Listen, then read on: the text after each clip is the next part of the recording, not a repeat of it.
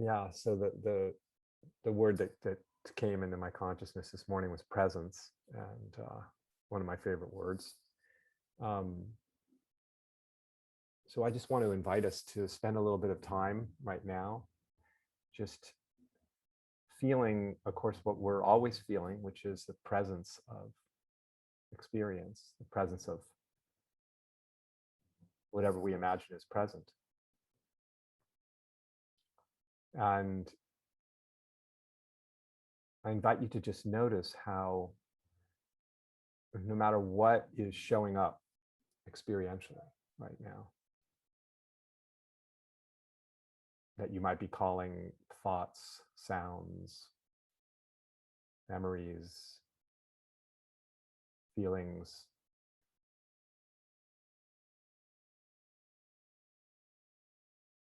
we could say that what is most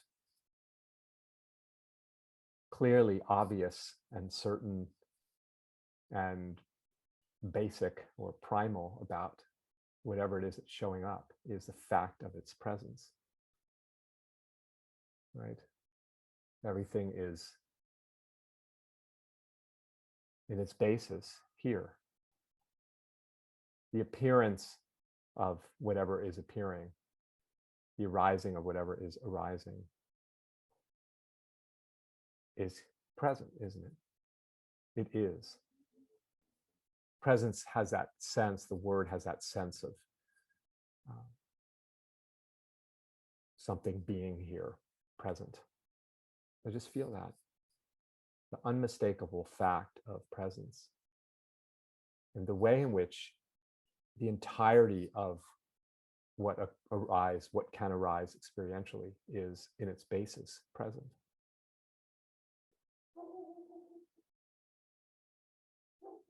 From this standpoint of what I'm describing, presence is not a particular state of being present, as opposed to, I don't know what, not being present, I guess. Presence is the basis of every state. Presence is the basis of all experience. It is present, isn't it? So just feel that. Feel how impossible it is to exit presence. Can't ever be removed from presence. If you imagine yourself somehow removed from presence,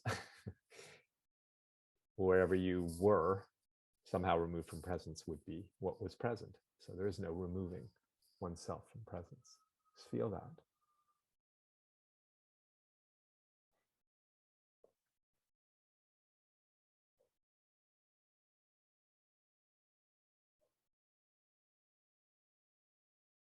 No matter where consciousness may travel, if you will, no matter where consciousness what it may be exploring in this vast, boundless field of experience, it's always encountering presence, the presence of what is, the beingness of what is.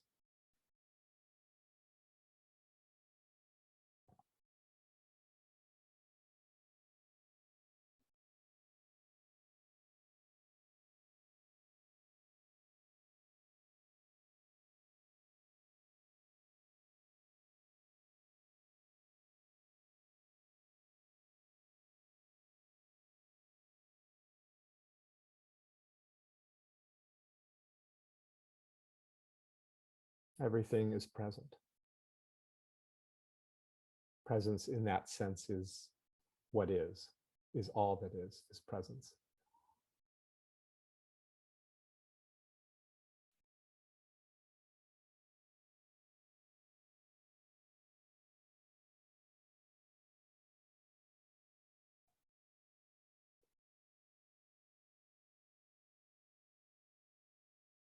No matter what is occurring and how it's being described, how it's being characterized, how consciousness is interpreting and rendering it, making sense of it, regardless of that, again, the fact of its presence is just undeniable. It is the sole certainty, is presence, the isness, the beingness of what's here.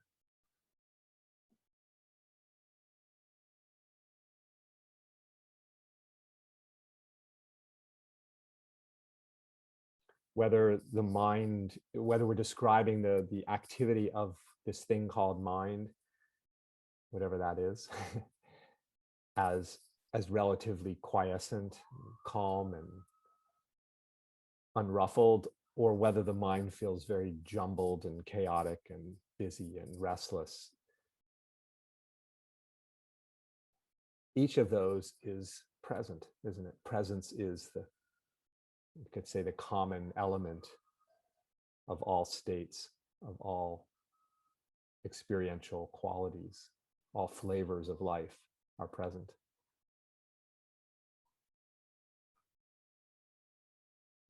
This presence that I'm describing is not a state. It is, again, it is what underlies all states, or the very essence, the basic nature of every state, of every momentary appearance.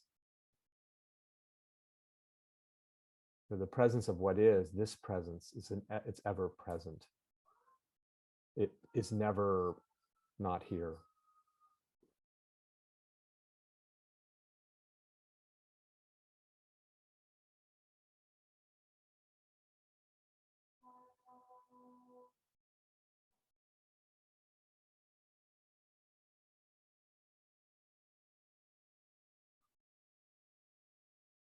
As I often talk about, the experience is discontinuous in the sense of its appearance.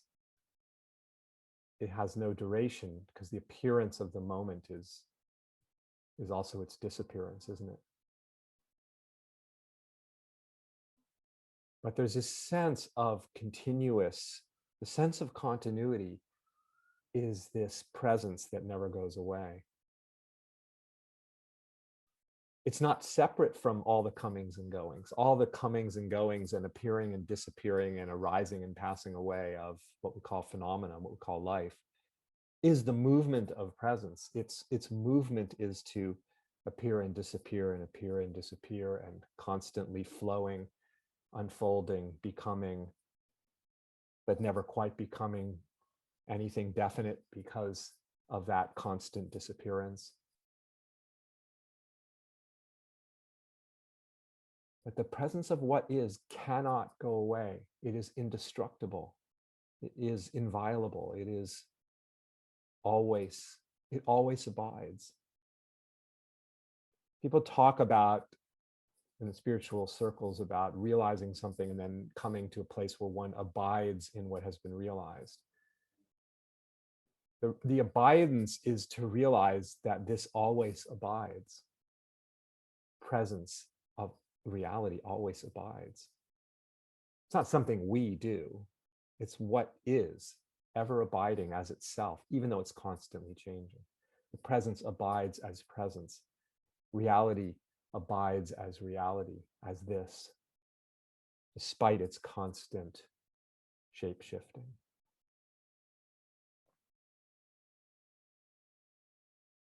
Just feel the dynamism, this ever-present presence, constantly shape-shifting, constantly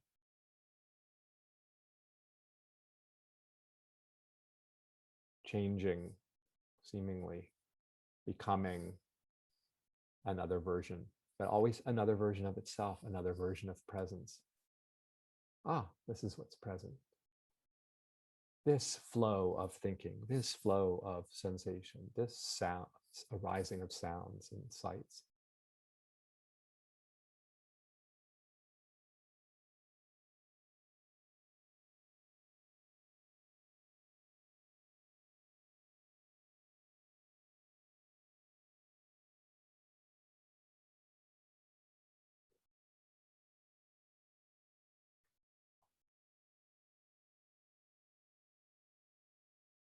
You can't ever be plucked out of presence and somehow lose it.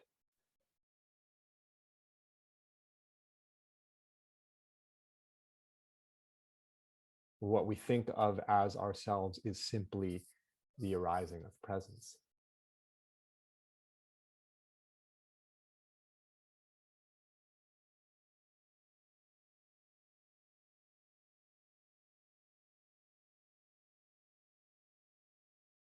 something is here. We may not be able to conclude what that is owing to its infinite, ungraspable, and fathomable nature. But the presence is absolutely, without question, the sense of something, the palpable sense of the concrete sense of something here. Very paradoxical, because you can't find it as something definite and definable and identifiable as anything in particular. And yet there's this constancy of it's like rock solid, impenetrable, unbreakable, indestructible presence.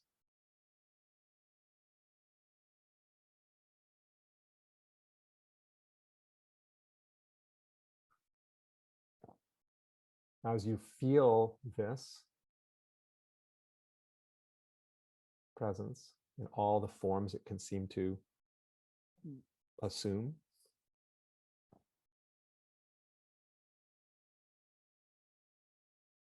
oftentimes without realizing it, consciousness sort of subtly interjects this notion, this sense of there being a center to the experience, a center, something at the center of the presence that's somehow in relationship to presence. It gets interjected, the sense of there being some center to this moment, something at the center of this experience, something at the center of presence.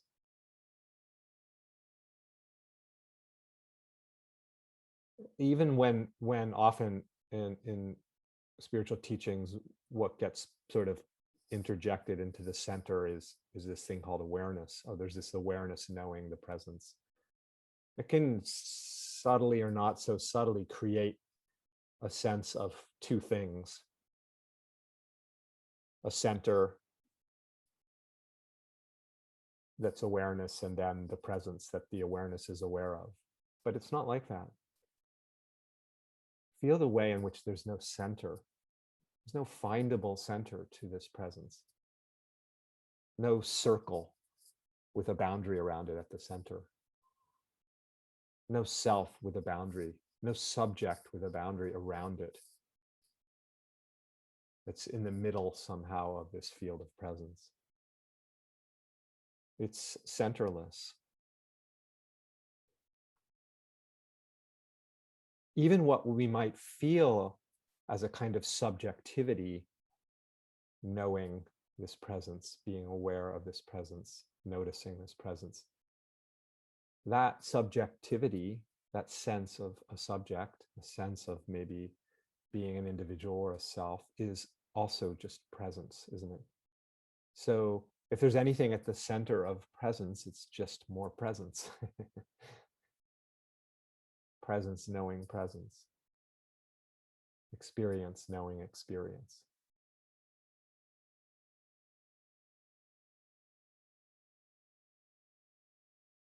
Not two things. Just one presence that can certainly seem to take the shape and form of multiple phenomena in interrelationship with one another. But all of it is presence dancing with presence, experience dancing with experience.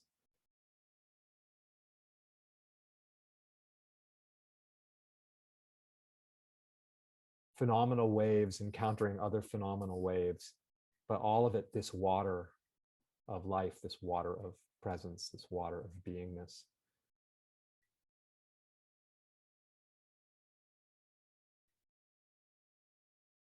And feel the way in which, when there is no center, when it's recognized that there is no findable center, there's just seamlessness, boundlessness,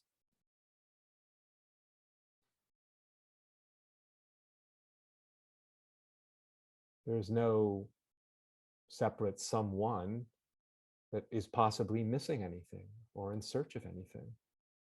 There's just this presence.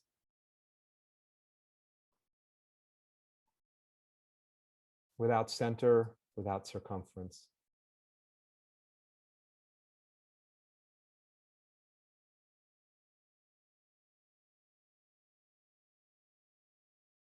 Absolutely no edge to it, no boundary to it. Explore whatever you imagine to be a boundary, and you'll see there is no boundary. It's just a continuum of presence, a continuum of experiencing.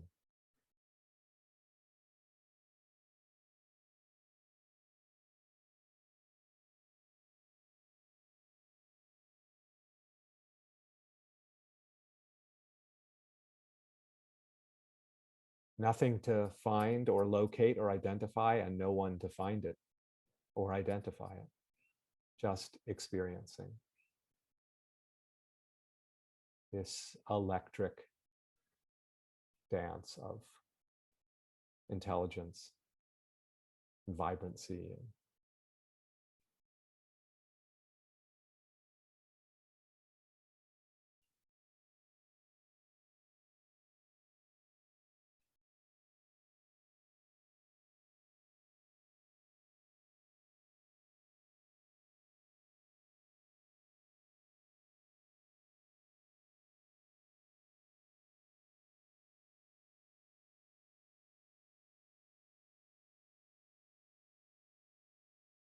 And you take these experiences that humans often find themselves challenged by, not infrequently challenged by, states of mind, emotions, thoughts.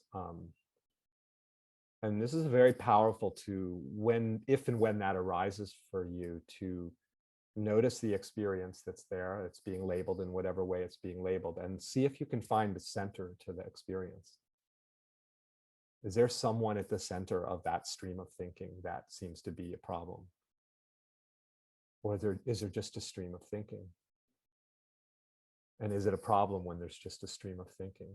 Or is the problem really almost invariably, almost always in relationship to some presumed center, someone at the center of it, that it's occurring to?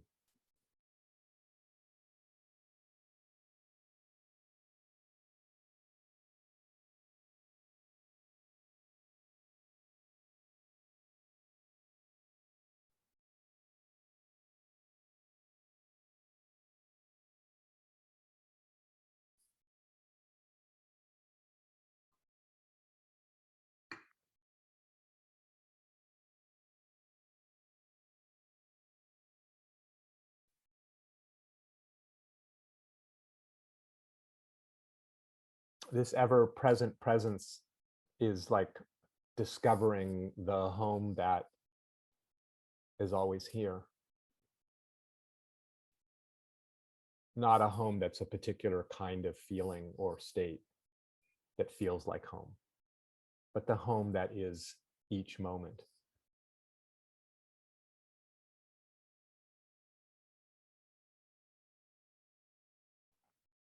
Because in the sheer existence, the sheer presence of what is here, regardless of the description, in the sheer presence of this moment, there is no evaluation, there is no label, there is no good, bad, positive, negative.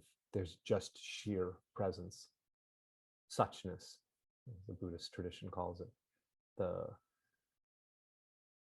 existence of this, the beingness of this.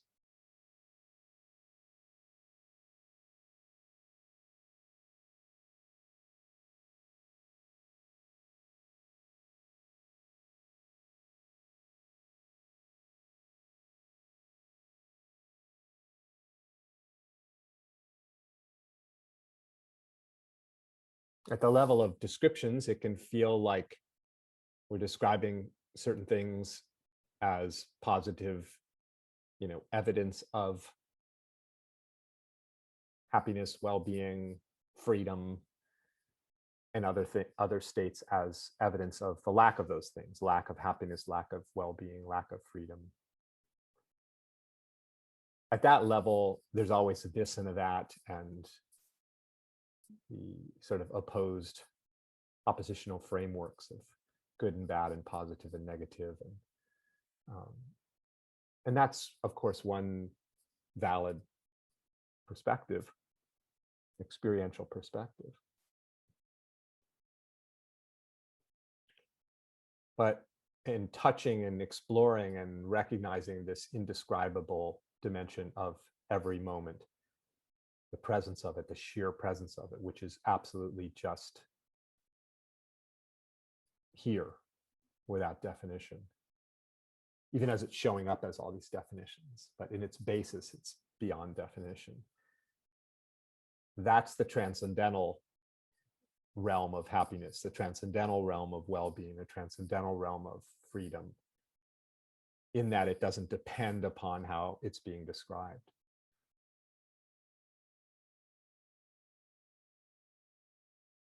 Because presence doesn't depend upon how it's looking, how it's being characterized. It's still present, isn't it?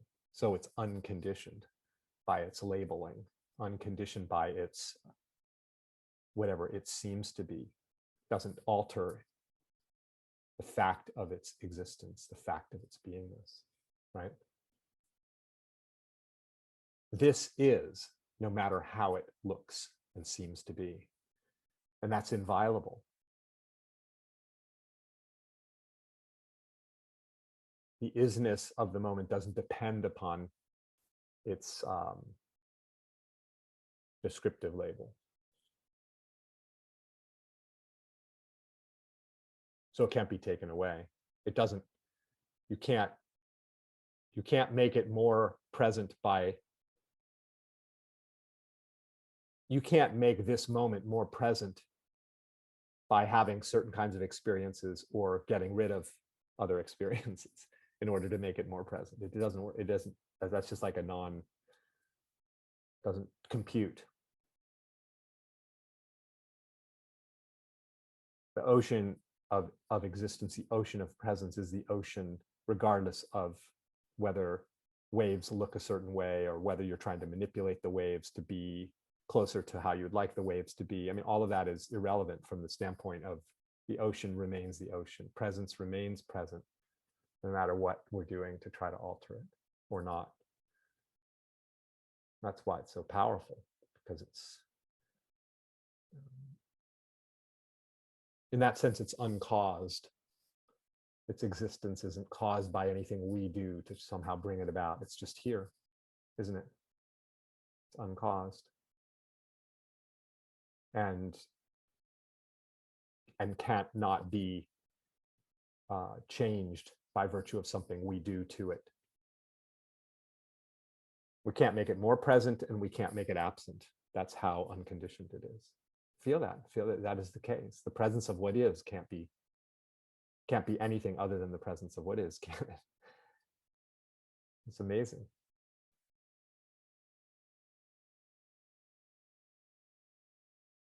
And we, whoever we fancy ourselves to be, is not something autonomous from the presence of what is. We are just one of its expressions.